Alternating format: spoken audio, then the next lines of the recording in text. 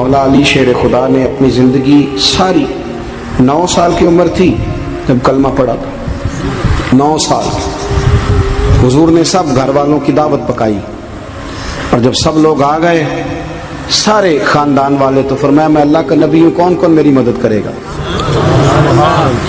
آپ کو بتائیں نا کہ جب مشکل وقت آتا ہے نا، یہ تو تب پتہ چلتا ہے نا ساتھ کون چلتا ہے۔ امیر آدمی ہو نا، جس کے پاس 10 کروڑ روپیہ ہو، اور وہ اپنے مکان کا تیسرا لینٹر ڈالنے لگے نا، تیسرا، تو سارے بڑے بڑے لوگ آ کے پوچھتے ہیں چودھری صاحب کوئی ضرورت ہوئی تو بتانا، پیسے پوچھے۔ تو غریب آدمی کی چھت گر جائے تو اسے کوئی بھی نہیں پوچھتا، بلکہ جن سے تعلق ہوتا ہے وہ بھی موبائل بند کر لیتے ہیں، وہ کہتے ہیں اس نے واپس کیسے کر دیں۔ حضرت مولا علی اس زمانے میں جب سام سونگ گیا سب کو، حضور نے فرمایا کون کون میرے ساتھ چلے گا؟ روٹی بھی کھا لی، گھر بھی آ گئے، صادق اور امین بھی کہہ دیا، جب کہا چلے گا کون کون؟ چپ کر گئے۔ تو حضرت علی کہتے ہیں جب میں نے حضور کے چہرے پر ذرا پریشانی دیکھی نا، یہ چلتے کیوں نہیں؟ تو آپ فرماتے ہیں کہ ابھی میں کھجور کھا رہا تھا، کرتا لمبا پہنا ہوا تھا، سب سے پیچھے بیٹھا تھا، اور حضرت علی کا قد بھی درمیانہ تھا۔ آپ فرماتے ہیں میں اٹھا اور کھجور ابھی میرے منہ میں تھی، جھٹ پٹ میں نے اسی طرح نکال کر جیب میں ڈال، اور میں پنجوں کے بل کھڑا ہو گیا، دونوں بازو کھڑے کر کے کہا حضور یہ نہیں بولتے تو نہ بولے، انا ناصرو کا یا رسول اللہ، انا حافظو کا یا رسول اللہ۔ حضور آپ جہاں جہاں کہیں گے علی آپ کا مددگار بنے گا، دین کی مدد کرے گا، اور اگر آپ تک کوئی آئے گا تو علی آپ کی حفاظت کرے گا۔ 9 سال کی عمر میں چلے علی دین کی نوکری کے، پھر بدر میں بھی پہلی صف میں، احد میں بھی پہلی صف میں، خندق میں بھی پہلی صف میں۔ ایک جنگ میں حضور نے کہا علی تو رہ جا، اس دفعہ رہ جا، تو عرض کی رو پڑے حضرت علی، دلیر آدمی تھے، رو پڑے، کہنے لگے حضور آپ مجھے بچوں اور عورتوں کے پاس چھوڑ کے جا رہے ہیں، حضور مجھے لے چلے، میں میدان کا زندگی ساری گزار دی، ساری زندگی گزار دی، اپنے زمانے میں آپس کا اختلاف بھی دیکھا، ساری زندگی شیر خدا نے دین کو دے دی۔ کوفے کی جامع مسجد میں 21 رمضان کو جب حضرت علی کو خنجر لگا نا، تو تاریخ میں جملہ محفوظ ہے، خنجر لگا نا جب وہ 9 سال کی عمر میں یاری لگائی، 63 سال عمر ہو گئی، جب خنجر لگا تو کہنے لگا فزت برب الکعبہ، مجھے رب کعبہ کی قسم آج کامیاب ہو گیا ہوں، پانی پرن سہیلیاں تے رنگا رنگ کڑے، اسی پریا اس دا جانیے جس دا توڑ چڑھے۔ کہا دیکھو بھائی میں آج کامیاب ہو گیا، میں کامیاب ہو گیا، وہ جو میں نے کہا تھا حضور میں ساتھ رہوں گا، تے لے سجنا سا توڑ نبھائی، جان دیتی راہ تیرے، دے دیا ہر چیز دین کو دے دی۔ کون سی پراپرٹی چھوڑ کے گئے پیچھے؟ کون سا نظام بنا کے گئے؟ امام حسن بھی شہید ہوئے، پتہ ہے آپ کو؟ امام حسن کا بھی دن منانا چاہیے کہ نہیں؟ ان کے یوم وصال پہ بھی کچھ جلسہ کر لیا کرو، بڑے ہیں امام حسین سے، جدھر سارا زمانہ چلتا ہے ادھر چل پڑتے ہو۔ حدیث میں جہاں جہاں نام آیا نا، پہلا امام حسن کا ہے، دوسرا امام حسین کا ہے، اور امام حسین کے اپنے جملے ہیں، فرماتے ہیں میرا بھائی نہیں، میرا امام بھی ہے، میرا امام بھی ہے۔ اور آپ فرمایا کرتے تھے میں نے بڑی چیزیں اس حسن سے سیکھی ہیں، جو انہوں نے سیکھا ایک بتاؤں اس میں سے؟ کچھ لوگ تھکے ہیں آپ میں سے، حالانکہ میں تو زیادہ سفر کر کے آیا ہوں، عرض کروں جو انہوں نے سیکھا ہے؟ سنو، امام حسین خود بتاتے ہیں، فرماتے ہیں کہ اب میرے بھائی نا امام حسن اپنی ایک بیوی کو طلاق دینا چاہتے تھے، اختلاف شدید ہو گیا، بات طلاق تک آ گئی، مجھے پتا چلا تو میں پہنچا، میں نے کہا بھائی جان کیا اختلاف ہے بھابھی سے؟ سنا طلاق دینے لگے، فرمایا ہاں طلاق دے دوں گا۔ چلی گئی ہے میکے، فرمایا بتائیں غلطی کیا، کیوں دے رہے ہیں؟ تو امام حسن فرمانے لگے حسین آپ نے قرآن نہیں پڑھا؟ میں نے کہا جی پڑھا ہے، بتائیں۔ کہنے لگے اللہ فرماتا ہے ہن لباس لکم وانتم لباس لہن، مرد عورتوں کا لباس ہے، عورتیں مردوں کا لباس ہے۔ فرمایا میری بیوی میں کوئی کمزوری ہوگی تو میں پردہ ڈالوں گا کہ دنیا کو بتاؤں گا؟ امام حسین کہتے ہیں میں نے اٹھ کے بھائی کا ہاتھ چوما، میں نے کہا آیت میں نے پہلے بھی پڑھی تھی، تفسیر آج سمجھ میں آئی ہے، تفسیر آج سمجھ میں آئی ہے، میرے بڑے بھائی نے سمجھائی ہے، سمجھ میں آئی۔ کہتے ہیں کچھ دنوں کے بعد امام حسن نے بیوی کو طلاق دے دی، میں پھر آیا اور میں نے کہا میرے شانوں والے بھائی آپ بھی بتا دیں کیا مسئلہ تھا؟ تو کہتے ہیں میرا ماتھا چوما میرے بڑے بھائی نے، اور کہنے لگے حسین چھوڑ، وہ غیر محرم بیوی ہے، میں کسی غیر کی باتیں تیرے ساتھ کیا کروں، طلاق دے دی، غیر محرم ہو گئی، اب اس کا ذکر کیا چھیڑنا؟ کہتے ہیں میں سمجھ گیا، کہ میرا بھائی قرآن کی اس روح کو جانتا ہے جو حسین تک بھی پہنچ رہی ہے۔ بھائیو، امام حسن رضی اللہ تعالیٰ عنہ، آپ کو پتہ ہے یہ کائنات کا وہ عظیم شخص ہے، حسن ابن علی، وہ عظیم ہستی ہے جس نے تاج چھوڑ دیا، تخت چھوڑ دیا، پر نبی پاک کی امت کو جوڑ دیا۔ نبی کریم نے ان کو اپنے ساتھ بٹھا کے کہا تھا، صحیح بخاری میں موجود ہے، کہا یہ میرا بیٹا حسن سید ہے، یا مسلمانوں کی دو جماعتیں لڑیں گی تو یہ صلح کرائے گا۔ حضرت امام حسن نے تخت چھوڑا، تاج چھوڑا، لیکن مسلمانوں کو آپس میں اتنی بڑی قربانی، اتنی بڑی قربانی۔ یہاں تو بھائی چھوٹا سا مسئلہ ہوتا ہے، مسجد میں اچھے بھلے امام صاحب نماز پڑھا رہے ہوتے ہیں، بچے پڑھ رہے ہوتے ہیں، اور مسجد میں تو تقریباً 15-20 چودھری اتوار مسجد میں ہوتے ہیں۔ تو پنڈ تو نہیں ہیں جی؟ چلو اللہ کا شکر ہے جی، اتنے نہیں تھوڑے نے، چلو اللہ کرے وہ بھی نال ہی ڈال جان، درویش ہی چنگی چدرا دا کی کرنا ہے۔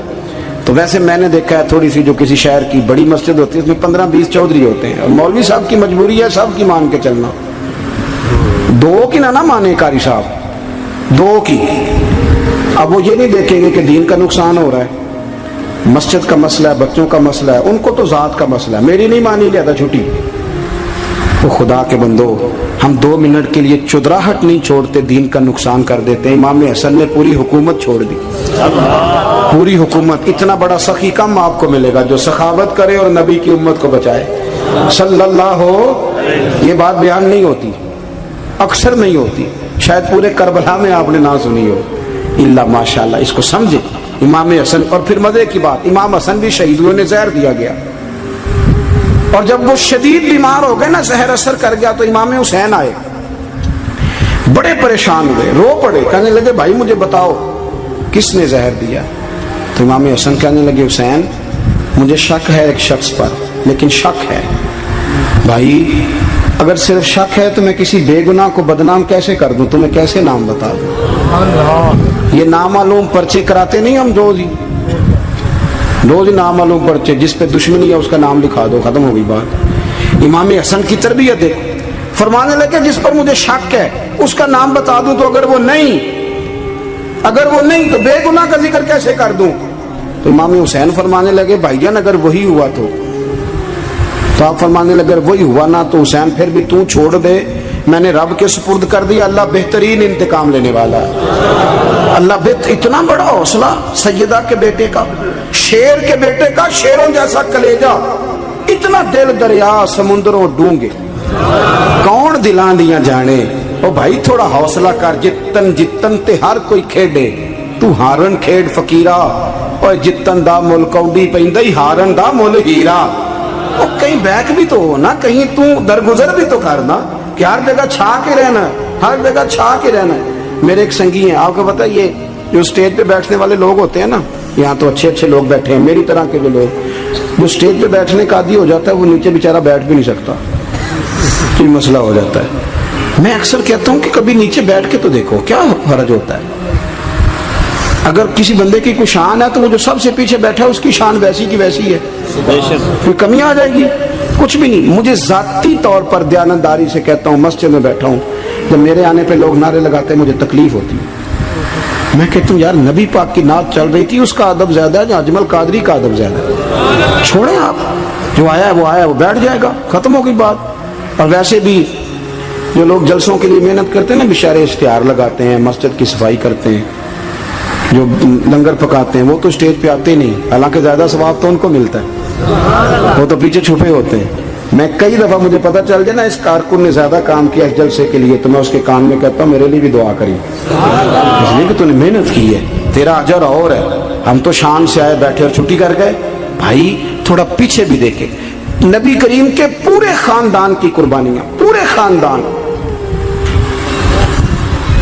دوپہر کو کھانا نہ پکا ہو تو ہمارے بچے موبائل توڑ دیتے ہیں، اور شام کو مرضی کا نہ پکا ہو تو واک آؤٹ کر جاتے ہیں، کہتے ہیں لے آؤ پیسے پھر برگر لے آئیے، میری مرضی کا نہیں پکا۔ سیدہ فرماتی ہیں میرے گھر میں مہینہ چولہا نہیں جلا، مہینہ چولہا۔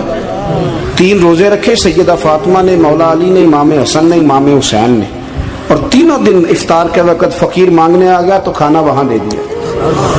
آپ کا کیا خیال ہے جو بے صبرا آدمی ہو وہ کربلا میں جا کے لڑے گا؟ جس کو عادت ہی نہ ہو بچپن سے ٹھہرنے کی وہ لڑے گا، جو ذرا ذرا سی بات پہ ڈگمگا جاتا وہ لڑے گا، اسٹیج پہ نہیں بٹھایا تو لڑ پڑے وہ لڑے گا۔ او خدا کے بندو، بڑا حوصلہ چاہیے، بڑا ظرف چاہیے۔ امام علی مقام کا ایک قد ہے، ان کا ایک وقار ہے، ان کا ایک حسن ہے۔ امام حسین رضی اللہ تعالیٰ عنہ نے 25 حج کیے ہیں مدینے سے مکے پیدل جا کے، دونوں بھائیوں نے ہر روز 10 سپارے قرآن پاک کے امام حسین پڑھتے تھے۔ حضرت عبداللہ ابن زبیر کہتے ہیں میں سیدہ فاطمہ کے بیٹے حسن اور حسین سے جب بھی ملا ہوں دونوں بھائیوں نے روزہ رکھا ہوا ہوتا تھا۔ انہوں نے اپنی زندگی تقوی سے گزاری، پرہیزگاری اور سخاوت۔ سبحان اللہ۔ پتہ ہے سخی مالدار نہیں ہوتا، حضور نے فرمایا بندہ دل کا غنی ہوتا ہے۔ مالدار تو بندہ بنتا ہی تب ہے جب پیسے جمع کرے، سخاوت کرنے سے تھوڑی مالدار بنے گا۔ اس لیے درویش کہتے ہیں مالا والے سخی نہیں ہوندے، سخیاں کل مال نہیں ہوندا۔ سنیں بہت بڑی سخاوت کی اپنی زندگی میں، ساری زندگی سخاوت میں گزار دی، ساری زندگی۔ امام حسن نے بھی، امام حسین نے جو آیا دے دیا، جو آیا دے دیا، ہزاروں دینار آتے۔ ایک دن ایک فقیر مانگنے آ گیا تو امام حسن حسین دونوں تھے، کہنے لگا میں نے سنا ہے بڑے لاجپال ہو، غریب ہو، مہربانی ہو جائے۔ فرمایا بیٹھ جاؤ رزق آنے والا ہے۔ تھوڑی دیر گزری تو 3000 دینار آئے۔ ویسے میرے کو 3 لاکھ روپیہ ہوتے مسیطے کنے دینے چاہیے؟ میں اپنا پہ پوچھنا، تو اڈا تے پوچھیا ہی نہیں، میں مشورہ پہ لینا۔ 3 لاکھ جو میرے کو ہوتے مسیطے کنے دینے چاہیے؟ تسی ظاہر ہے ان کو دیانتداری والا مشورہ ہی دینا ہے نا، جن کرنا جو ہی دسنا دینا۔ کتنا 1000 ہیں؟ میں کبھی کبھی پیار سے بات سناتا ہوں۔ ایک سنگی میرے پاس آیا، کہنے لگا سب دعا کرو اللہ میں پیسے دے، میں وہ راہ دیا گا۔ میں کہ یا اللہ نے 10 کروڑ دے، 9.5 کروڑ تیرے راہ دے چھڑے گا۔ وہ بھی ہسی آئی ہے جو میں تسی ہسے ہو نا، آمین نہیں زوا کی، یا چپ کر گیا یا کوڑن لگ گیا۔ اور میں کہ کرما لیا آمین تے آگ، تینوں تے 50 لاکھ پھر بھی پیا بچدا سی، لیکن اسی دعاواں وچ بھی 9.5 کروڑ دین لئی تیار، ناراض نہ ہونا، دعاواں وچ بھی تیار نہیں، مزاج ہی نہیں، طبیعت ہی نہیں۔ سیدہ فاطمہ الزہرا کے پاس 40 اونٹ کھڑے تھے۔ ایک بی بی آئی، وہ کہنے لگی اماں جی یہ جو اونٹ کھڑے ہیں یہ میرے ہیں، اب بتائیں میں اللہ کے رستے میں دوں تو کتنے دوں؟ سیدہ فاطمہ کہنے لگی 1 بکری دے دے۔ وہ کہنے لگی حضور اگر آپ کے پاس 40 ہوتے تو آپ کتنے دیتی؟ سیدہ فرمانے لگی میں سارے کے سارے دے دیتی۔ تیرے لیے مسئلہ اور ہے، میرے لیے فتویٰ اور ہے، سارے دے دے۔ 3000 دینار آئے امام حسن اور حسین کے پاس۔ فقیر بیٹھا ہے، فقیر کہتا ہے میرے دل میں خیال تھا کہ 5-10 دے دیں تو میری موت بن جائے گی، پر مجھے نہیں پتا تھا کہ اتنے سخی گھرانے کے پاس آیا ہوں۔ 5-10 دے دیں تو موت بن گئی۔ کہتے ہیں امام حسن نے 3000 دینار میری ہتھیلی پہ رکھے اور میرا ماتھا چوم کے کہنے لگے یار میرا تو خیال تھا کہ تیرے انتظار پر تجھے کچھ ملے گا، پر یہ رکھ لے، مجھے پتا ہوتا کہ تجھے اتنا ملنا ہے تو میں تجھے انتظار نہ کراتا۔ جلدی خود بھیک دے، خود ہی کہے منگتے کا بھلا ہو۔ اپنی زندگی نفاست سے گزاری اہل بیت، قربانی دے کے گزاری۔ حضرت امام حسین رضی اللہ تعالیٰ عنہ یہ حضور کی اولاد پاک ہیں۔ پیروں کو نہ تھوڑی مٹی لگ گئی، عمر جوانی کی تھی، داڑھی مبارک ساری سیاہ تھی، کالی تھی۔ حضرت ابو ہریرہ ان سے سالوں بڑے تھے، امیر المومنین فی الحدیث۔ حضرت ابو ہریرہ نے دیکھا کہ امام حسین کے مقدس قدموں کو مٹی لگ گئی۔ کسی سے بھی کہا جا سکتا تھا ذرا امام صاحب کی توجہ کرانا، یہ ذرا مٹی اتار دینا، لیکن حضرت ابو ہریرہ جھٹ سے اٹھے، اپنی پگڑی کھولی، اس کا پلو لیا اور حضرت امام حسین کے پیروں سے مٹی صاف کرنی شروع کر دی۔ کیوں کہ اہل فضل ہی کسی کی فضیلت کو جان سکتا، عزت والا ہی کسی کو عزت دیتا ہے، جس کے پاس وقار ہو۔ او میرے سنگیوں، لوگوں کی باتوں میں نہ آنا، یہ تمہیں الجھا دیں گے، یہ تمہیں تفریق میں ڈال دیں گے، یہ انتشار برپا کریں گے۔ یہ وہ حسین جماعت ہے جو حضور کے سامنے بیٹھا کرتی تھی۔ ان سے پیار کرنا، ان سے محبت کرنا۔ آپ کبھی ترمذی کی ایک حدیث پڑھیں تو مر جانے کو جی کرتا ہے۔ حضور نے فرمایا تھا میرے صحابہ کے بارے میں اللہ سے ڈرنا، میرے بعد انہیں اپنی زبانوں کا نشانہ نہ بنانا۔ کاش کوئی ان جملوں کا درد سمجھ سکے۔ فرمایا رب سے ڈرنا، اور کریم فرمانے لگے جس نے ان سے محبت کی میری محبت کی وجہ سے محبت کی، اور جس نے ان سے عداوت رکھی میری وجہ سے رکھی۔ کبھی بھی کسی میں. اور جو حضور کی اولاد ہے، صحابہ کرام نے ایک جگہ کچھ نذرانہ جمع کیا اور جمع کر کے کہا کہ حضور کی بارگاہ میں پیش کرنا ہے. اخراجات بہت زیادہ ہیں اور ظاہری وسائل اس ترتیب سے نہیں ہیں. یہ نذرانہ ہر مہینے پیش کرنا ہے. جب وہ لے کے حضور کی بارگاہ میں گئے نا تو اللہ نے قرآن نازل کر دیا. فرمایا محبوب ان سے کہہ دو لا اسألکم علیہ اجرا، میں تبلیغ دین پر تم سے کوئی اجر نہیں مانگتا، الا المودۃ فی القربى، بس میرے قریبیوں سے پیار کرتے رہنا، میرے قریبیوں سے محبت کرنا، پیار کرنا قریبیوں سے. یہ علی المرتضیٰ ہیں، یہ فاطمہ ہیں، یہ ان کا خاندان ہے، یہ ختیجہ ہیں، یہ عائشہ ہیں، یہ میمونہ ہیں، یہ حفصہ ہیں، ان سے پیار کرنا، میرے قریبیوں سے محبت کرنا. ہمارے دلوں میں حضور کی اولاد کا پیار ہونا چاہیے، طبیعتوں میں احترام ہونا چاہیے، ہمارا مزاج، ہمارا دل ان کے لیے دھڑکنا چاہیے، ہمارے لہجے، ہمارے انداز ہمیشہ ان کے حق میں نرم ہونے چاہیے. میں کہہ چکا ہوں سید کا صرف عقیدہ ٹھیک ہونا شرط ہے، باقی آپ تحقیق اور تفتیش میں نہ پڑیں، وہ جانے رب جانے. آپ کوشش فرمائیں ہماری اولادیں، ہم خود اور اہل فضل کا ادب کبھی نہ چھوڑیں. دوسری بات آپ سے یہ عرض کرنی ہے، اس کو اچھی طرح سمجھ لیں کہ قومیں اپنے اسلاف سے بڑی ہوتی ہیں ہمیشہ. بڑا ہم ہوتا ہی وہ ہے جس کا کوئی بڑا ہوتا ہے، جس کا کوئی بڑا نہیں ہوتا وہ کبھی بھی بڑا.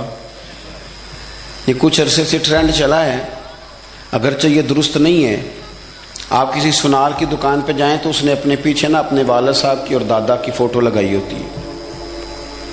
حکیم کی دکان پہ چلے جائیں، کپڑے والی دکان پہ چلے جائیں تو اس نے پیچھے اپنے دادا کی، والد کی فوٹو لگائی ہوتی ہے. اگرچہ یہ درست نہیں، تصویریں نہیں لگانی چاہیے. تصویریں ان کی کیا، پیروں کی بھی نہیں لگانی چاہیے. جہاں تصویر ہوتی ہے وہاں نماز کیسے پڑھی جائے گی؟ فرشتہ رحمت کا نہیں آئے گا. یہ تو اب ایک ضرورت بن گئی. تو اب ضرورت کیا، اب تو خیر نفسیاتی مسئلہ بن گیا ہمارا. یہ نفسیاتی مسئلہ ہے، یعنی سلام بعد میں فوٹو پہلے، یعنی سیانے سیانے لوگ. اور یہ ہمیں ایسے کھیل تماشے میں لگایا گیا ہے کہ میں ڈھیر سارے لوگوں پر غور کرتا ہوں، پھر ان کے لیے دعا کرتا ہوں کہ یا اللہ ان کی مدد فرما. یعنی اس طرح کی حالت ہے کہ وہ زندہ ہی موبائل کے اندر ہے، ہر چیز ہی. مجھ سے ایک دفعہ ایک صاحب نے پوچھا مولوی آج کل بڑے لڑ رہے ہیں. میں نے کہا وہ 4-5 ہے جن کو آپ موبائل پہ دیکھتے ہیں، آپ میرے ساتھ آئیں، میں آپ کو 20 اور سینکڑوں شیخ الحدیث بتاتا ہوں جو سکون سے بیٹھ کر رسول اللہ کا دین پڑھا رہے ہیں. تو آپ مسئلہ صرف یہ ہے کہ ہم نے کل زندگی وہ سمجھ لی ہے جو موبائل کے اندر ہے. بہرحال وہ تصویر لگائی ہوتی ہے سنار نے بھی اور حکیم نے بھی اور ڈاکٹر نے بھی اور بہت سارے لوگوں نے کہ جناب اب یہ جو تصویر لگاتے ہیں تو اس کے پیچھے پوری حکمت ہوتی ہے. آپ ان سے پوچھتے ہیں یہ فوٹو کیوں لگائی ہے تو وہ کہتے ہیں ہم یہ بتانا چاہتے ہیں کہ یہ کام آج نہیں ہم نے شروع کیا، ہمارا شجرہ پرانا ہے، ہمارے باپ دادا سارے یہی کام کرتے تھے، ہمارا خاندانی ورثہ ہے. وہ ثابت یہ کرنا چاہتے ہیں کہ ہم پیچھے سے ہمارا ایک سلسلہ آ رہا ہے. ساری دنیا اپنے اکابرین کو، اسلاف کو، بڑوں کو ان کے زور پر بڑا ہونا چاہتی ہے. یہاں کچھ لوگ ایسے آئے ہیں جن کے نزدیک معاذ اللہ صحابہ ہی ٹھیک نہیں تھے، اہل بیت ہی ٹھیک نہیں تھے. آپ اپنی سند کیسے مضبوط کریں گے؟ اگر وہ اولین جو حضور کے سامنے بیٹھتے تھے وہی ٹھیک نہیں تھے تو پھر ان سے ہو کے جو دین آگے آیا اس کو تم کیسے ٹھیک مانو؟ ساری چیزوں کو مشکوک کرنا چاہتے ہیں. ہمارے بزرگوں نے، امام بخاری نے، امام مسلم نے محنت کر کے حدیثیں تلاش کی، اصول بیان کیے کہ یہ حدیث صحیح ہے، متواتر ہے، حسن ہے، ضعیف ہے، کیا ہے، اس کے اصول اور قاعدے بیان کیے. اور جب انہوں نے خود پوری تحقیق کی، آپ تھوڑی سی، آپ مشکل بات نہیں کر رہا، تھوڑی سی آپ غور کریں گے، انہوں نے سینکڑوں میل کا سفر کیا، گھوڑوں پہ، پیدل، اونٹوں پہ، ریسرچ کر کے بتایا کہ یہ حدیث بالکل درست ہے، اپنی سند کے اعتبار سے، متن کے اعتبار سے یہ متواتر درجے کی ہے. انہوں نے پوری ریسرچ کی. پھر غور کریں کیا کہہ رہا ہوں، جب پوری تحقیق کر لی تھی تو پھر انہیں کہنا چاہیے تھا نا یہ نبی پاک نے فرمایا ہے، کہنا چاہیے تھا نا کہ یہ حضور نے فرمایا، ہماری تحقیق ہے، حدیث درست ہے. لیکن کسی نے بھی ڈائریکٹ نہیں کہا. انہوں نے جب بھی کہا کہنے لگے حضرت عبداللہ ابن عمر فرماتے ہیں کہ حضور نے یوں فرمایا. حضرت انس بن مالک فرماتے ہیں کہ حضور نے یوں فرمایا. حضرت جناب سیدنا سیدہ عائشہ صدیقہ فرماتی ہیں یوں حضور نے فرمایا. حضرت ابو ہریرہ فرماتے ہیں یوں حضور نے فرمایا. انہوں نے نا پہلے اس صحابی کا نام لیا جنہوں نے وہ بات اپنے سینے میں محفوظ کی. کیا بتایا انہوں نے ہمیں کہ ہم دنیا گھوم آئے ہیں, ریسرچ کر آئے ہیں, تلاش و بسیار کے بعد اس نتیجے پہ پہنچے ہیں کہ دین کا اصل فیض وہی ہے جو صحابہ اور اہل بیت کے سینوں سے ہو کے امت کو نصیب ہوا ہے. اصل فیضان وہ ہے جو وہاں سے ہو کے آیا. تو ایک بات تو یہ کہ اہل فضل کی عظمت, اور دوسری بات کہ اپنے اکابرین کے ساتھ جوڑ کے رہنا, اور تیسری بات حضرت سیدنا امام حسین, حضرت امام حسن رضی اللہ تعالی عنہما, ان دو شہزادوں سے نا نبی پاک صلی اللہ علیہ وسلم نے جو محبت فرمائی ہے نا وہ بھی بڑی قابل دید ہے. حضور نے جو ان سے پیار کیا ہے. کچھ لوگ ایسے ہوتے ہیں کہ جن سے انسان جب پیار کرتا ہے, محبت کرتا ہے, تو وہ بات نا دور دور نکل جاتی ہے, بات پھیل جاتی ہے. ان کے ساتھ نا میرے نبی پاک کا خصوصی لگاؤ ہے. اس کا مطلب یہ نہیں کہ ہر نانا ہی اپنے نواسے سے پیار کرتا ہے, یہ معنی نہیں. رسول پاک علیہ السلام جو کام بھی کرتے ہیں اللہ کی وحی کے ساتھ کرتے ہیں. حضور کا ہر کام وحی خدا ہے, اپنی مرضی سے حضور کوئی کام نہیں کرتے. تو نبی پاک نے جو بھی کیا ہے وہ امت کے لیے نمونہ ہے. حسنین کریمین سے جو حضور کا پیار ہے, جو نبی پاک علیہ السلام کی ان کے ساتھ والہانہ محبت ہے. اعلیٰ حضرت بریلوی نے حدیث لکھی ہے, راوی حضرت عثمان غنی ہے رضی اللہ تعالیٰ عنہ. حضور سید عالم صلی اللہ تعالیٰ علیہ وآلہ وسلم نے نا گھر میں پیغام بھیجا, فرمایا فاطمہ سے کہو ذرا حسن حسین کو تو بھیجے. یہ سارا دن ہی حضور کے پاس رہتے ہیں, سارا دن ہی, لیکن وہ جو والہانہ پن ہے, جو محبت ہے, جو ان کے ساتھ محبوب کا خاص لگاؤ ہے, سیدہ سے کہو ذرا شہزادوں کو بھیجے, تھوڑی سی دیر ہو گئی آنے میں. اعلیٰ حضرت فرماتے ہیں یوں لگتا جیسے سیدہ فاطمہ کپڑے نہیں ماں بدلنے لگتی بچوں کے, خوشبو نہیں لگانے لگتی, تھوڑی تیاری میں دیر ہو گئی تو محبوب نے نظریں جمائی ہیں اس حجرے کی طرف جہاں سے امام حسن اور حسین نے آنا ہے. رحمت کے عجب ہی جھمیلے ہیں, حسنین یہاں پر کھیلے ہیں. تو دونوں شہزادوں جب دروازہ کھلا تو حضرت عثمان غنی کہتے ہیں بچے جب نکلے نا دونوں, تو یہ کوئی 10 15 50 100 میل دور سے تھوڑی آ رہے ہیں, تو یہیں رہتے ہیں. محبوب کے قرب خاص میں انہیں سایہ کرم ہر وقت نصیب ہے. لیکن نبی کریم علیہ السلام کا جو والہانہ پن ہے, جو ان کے ساتھ حضور کا رشتہ محبت ہے, جیسے ہی دونوں شہزادے آئے, حضرت عثمان غنی فرماتے ہیں محبوب نے مقدس گھٹنے زمین پہ رکھ دیے اور دونوں بازو کھول دیے. ایک شہزادہ اس سینے سے لگ گیا, اس کندھے سے, ایک اس کندھے سے لگ گیا. اور پہلے بھی حضور پیار کرتے تھے, پر آج تو رخ ہی بدل گیا بات کا. اللہ کے پیارے حبیب علیہ الصلوۃ والسلام فرمانے لگے اے اللہ, یہ دونوں شہزادے کندھے سے لگے ہوئے, حضور فرمانے لگے اے اللہ میں ان دونوں سے محبت کرتا ہوں, تو بھی ان سے محبت فرما. اور کہا اے اللہ جو جو میرے حسن حسین سے محبت کرے تو ان سب سے محبت فرما, تو ان سب سے پیار کر جو میرے حسنین سے پیار کرے. اللہ کے پیارے محبوب علیہ السلام کی محبت جب حضور کو, بھائی جس چیز کی طرف محبوب نے ایک دفعہ دیکھا ہے نا, وہ غار ثور میں حضور ایک دفعہ گئے ہیں, 3 دن قیام کیا, ایک دفعہ گئے, تو ہمارا تو کئی بار جانے کو دل کرتا ہے. جہاں حضور تھوڑی دیر قیام فرمائیں اس جگہ سے پیار ہو جاتا ہے. اور جن شہزادوں سے حضور اس والہانہ انداز میں پیار کریں, ان کی محبت, ان کا پیار ہمارے دلوں میں ہونا چاہیے. اور کچھ نہ ہمارے جذبات ہونے چاہیے, کچھ ہمارے جذبات میں والہانہ پن ہونا چاہیے ان شہزادوں کے لیے. آج کل نا ہمارے ہاں دور ہے تقریروں کا, پوسٹیں لگانے کا, اپنی اپنی اور ویسے بھی جو جو ہم لکھ رہے ہوتے ہیں, جو بول رہے ہوتے ہیں, وہ اپنے لیے نہیں ہوتا الا ماشاءاللہ, وہ تو سامنے والے کے لیے ہوتا ہے. وہ تو حضرت مجدد الفسانی رحمۃ اللہ علیہ کے حالات پہ ایک سیرت نگار نے لکھا ہے کہ آپ نے ایک شخص کو نا اپنے سلسلہ نقشبندیہ میں اجازت دی کہ اب آپ بھی آگے اللہ اللہ بتائیں، تربیت کریں، یہی طریقہ ہوتا تھا. تو ان کو خلافت دے دی، اب وہ سلسلہ طریقت میں آگے اشاعت سلسلہ کا کام کریں گے. کچھ عرصے کے بعد وہ خلیفہ صاحب نے حضرت شیخ کو خط لکھا تو کہنے لگے حضور آپ نے فقیر کو اجازت دی تھی، اب میں تقریر بھی کرتا ہوں، تدریس بھی کرتا ہوں، تصنیف بھی کرتا ہوں. تو حضرت فرمانے لگے آپ بہت اچھے کام کر رہے ہیں، رب آپ کو برکت دے، پر یہ سارا کچھ تو آپ لوگوں کی اصلاح کے لیے کر رہے ہیں، کچھ اپنے لیے بھی کرتے ہیں. رات کو تہجد میں اٹھ جاتے ہیں، کچھ اللہ کے حضور رونا نصیب ہو جاتا ہے، کچھ آپ کو درود و سلام کی کیفیات نصیب ہوتی ہیں. یہ تو جو کچھ ہے الحمدللہ بہت اچھا ہے، قابل تعریف ہے، پر یہ تو آپ خدمت دین کا کام کر رہے ہیں نا، لوگوں کی. آپ اپنے لیے کیا کر رہے ہیں؟ یہ بھی تو مقام غور ہے. بہت ساری چیزیں آج ایسی ہیں جو تقریروں میں تحریروں میں، لیکن ہمارے پرانے بزرگ جو تھے ان کا حسین کی وہ شخصیت تھی کہ مشکات میں حدیث ہے، نبی پاک صلی اللہ تعالی علیہ وسلم کی چچی جناب ام فضل صبح صبح گھبرائی حضور کی بارگاہ میں آئیں، عرض کی یا رسول اللہ صلی اللہ علیہ وسلم آج میں نے عجیب خواب دیکھا ہے، میں ڈر گئی ہوں. حضور نے فرمایا چچی کیا دیکھا؟ عرض کی حضور میں نے دیکھا ہے کہ آپ کے وجود کا گوشت کا ایک ٹکڑا کٹ کے میری جھولی میں آ گیا ہے. حضور یہ کیا ہے؟ تو محبوب خواب سن کے مسکرائے، فرمایا چچی یہ پریشانی والا خواب نہیں، یہ تو خوشی والا خواب ہے. اللہ فاطمہ کو بیٹا عطا کرے گا اور وہ تیری گود میں کھیلا کرے گا. چونکہ وہ میرے وجود کا ٹکڑا ہوگا لہذا خواب تجھے یہ آئی ہے. تو امام حسین پیدا ہوئے، امام حسن کی عمر ابھی 11 مہینے تھی.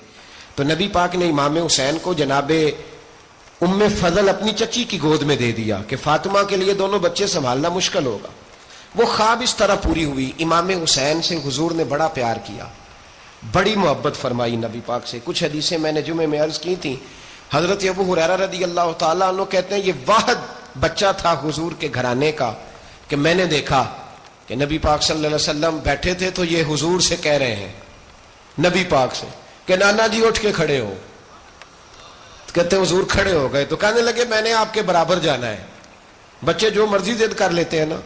قد چھوٹا تھا، عمر 7.5 سال تھی. کہنے لگے نانا میں نے برابر جانا ہے. تو نبی پاک صلی اللہ علیہ وسلم نے ہاتھ پکڑ لیے، فرمایا چل پھر ہو جا برابر.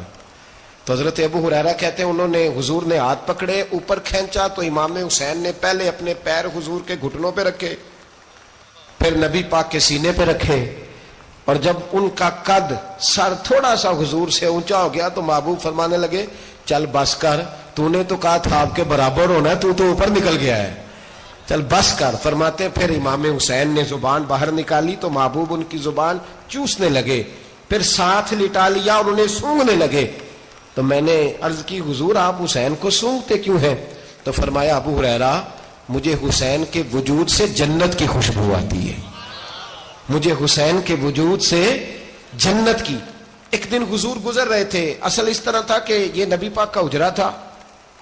جن لوگوں کو اللہ نے مدینے کی زیارت کرائی ہے وہ جان سکتے ہیں نبی پاک کا حجرہ تھا. تو حضور کے حجرے کی اس جانب یعنی مسجد کی جو بالکل سیدھ ہے اس کی بیک میں سیدہ فاطمہ رہتی. تو حضور اکثر نہ نماز کے لیے جب نکلتے تو حضرت فاطمہ کے حجرے کے پاس سے ہو کر دوبارہ محراب میں جاتے. محبوب حجرے کے پاس سے گزرے تو امام حسین رو رہے تھے. تو حضرت فاطمہ نے کسی بات میں جھڑک دیا تو امام حسین رونے لگے. تو نبی پاک نماز کے لیے گئے تو واپس لوٹ آئے اور واپس تشریف لا کے کہا فاطمہ حسین کو کیا ہوا؟ عرض کی یا رسول اللہ تنگ کر رہے تھے میں نے ڈانٹ دیا ہے. کیا خوبصورت جملے ہیں حدیث پاک میں. سرکار نے فرمایا فاطمہ اس کو حسین کو نہ رونے نہ دیا کر، یہ جب روتا ہے نا تو میرے دل کو تکلیف ہوتی ہے. تو بی بی صاحبہ کہتی ہیں یہ حکم آیا نبی پاک کا میرے نام، پھر میں نے ڈانٹنا چھوڑ دیا. یہ ان کے فضائل تھے کم. ان کی تربیت خود نبی پاک نے فرمائی، خود ڈیوٹی. میں کسی منطق کا میں اب تو اللہ تعالیٰ معاف کرے، پہلے ہم لوگوں کو کہتے تھے فلانی مجلس میں نہ جانا فلانی، اب تو مصیبت بن گئی ہے، جانے کی ضرورت نہیں، ہر شے موبائل میں آ گئی. مجھے بھیجتے ہیں کہتے ہیں حضرت صاحب یہ ذرا سننا، یہ ذرا سننا. کل کراچی سے کچھ مہمان آ گئے تو بچوں نے وہ کلپ سنبھال کے یہ مولوی دیکھو کیا کہتا ہے. اب آیتیں پڑھی جا رہی ہیں قرآن پاک کی، اتنا ٹکڑا یہاں سے لیتے ہیں، اتنا ٹکڑا یہاں سے لیتے ہیں اور ملا کے پتہ نہیں کون سا مکسچر بنا رہے ہیں. کسی آیت کا ترجمہ نہیں، کوئی واضح حدیث نہیں، ایسے ہوا ہوگا، پھر اس کو اس سے جوڑ لیں تو کیا بنتا ہے، اتنی جمع کر لیں۔ یہ کون سا دین ہے جو توڑ مروڑ کے بیان کر رہے ہیں؟ کون سا مذہب ہے؟ دین تو واضح کھلی کتاب ہے۔ اب ہمارا یہ شوق ہے، ہم ہر تماشا دیکھنا چاہتے ہیں، ہم اپنے لوگوں کی قدر نہیں کرتے اور بڑی بڑی دور جا کے ہم غلط معاملات میں جاتے ہیں، پھر ذہن ہمارے شکوک کا شکار ہوتے ہیں۔ ہمیں سمجھنا چاہیے کوئی ایسی کسی دلیل کی ضرورت نہیں ہے، جب ان کے واضح چیزیں ان کی کتابیں میں موجود ہے، حدیث میں موجود ہے، قرآن مجید میں ان کے فضائل کھل کے موجود ہے، تو دور جانے کی کیا ضرورت؟ حضور ان کی ٹریننگ کراتے تھے۔ پہلی بات تو یہ ہے کہ نبی پاک نے دعا مانگی تھی، یا اللہ میرے گھر والوں کو زیادہ روزی نہ دینا، انہیں ایک وقت روٹی دینا، ایک وقت کی بھوک دینا۔ یہ جو 10 دن کربلا میں انہیں ٹینشن نہیں نہ ہوئی، انہیں عادت تھی فاقہ کرنے کی، انہیں 3 دن وصلی روزے رکھنے کی عادت تھی، پہلی بات۔ دوسرا یہ کہ جہاد کی تربیت حضور خود کراتے تھے۔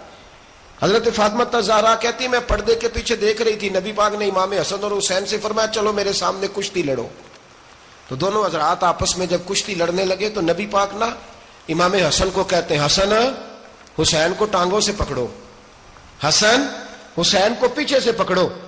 جب نبی پاک بار بار امام حسن کو بتا رہے تھے تو سیدہ پیچھے سے بول پڑی، کہنے لگی یا رسول اللہ آپ چھوٹے کو بتائے، آپ بڑے کو بتا رہے ہیں، بڑا تو پہلے 11 مہینے بڑا ہے، تو آپ چھوٹے کو بتائے بڑے کو بتا رہے ہیں۔